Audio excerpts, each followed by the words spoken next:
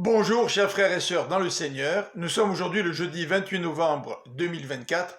Voici le texte pour cette pensée biblique quotidienne, Ecclésiaste chapitre 9, verset 11 jusqu'au chapitre 11, verset 8. En voici le titre. Les limites de la sagesse, suite. Les circonstances défavorables, chapitre 9, versets 11 à 12. La condition sociale d'un pauvre qui ne permet pas à sa sagesse d'être reconnue, chapitre 9, versets 13 à 16.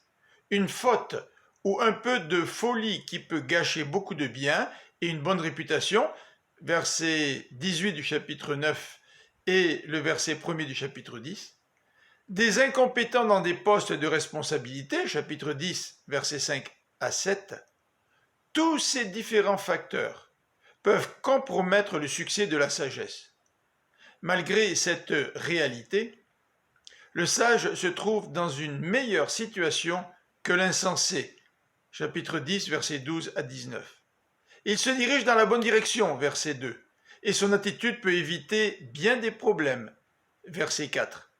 La sagesse peut être aussi un gage de réussite, verset 10, même si elle n'élimine pas tous les risques, versets 8 à 9.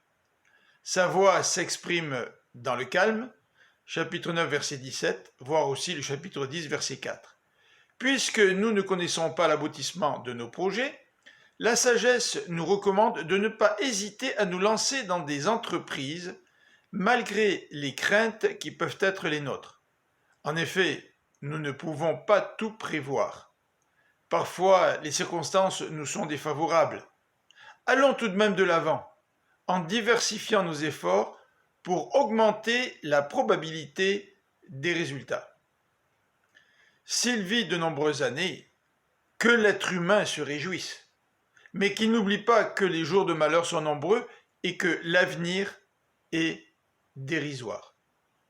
Que le jeune homme se réjouisse aussi, particulièrement durant sa jeunesse, car le temps passe vite, qu'il accomplisse tout ce qui lui fait plaisir en se souvenant que Dieu lui demandera des comptes de toutes ses actions.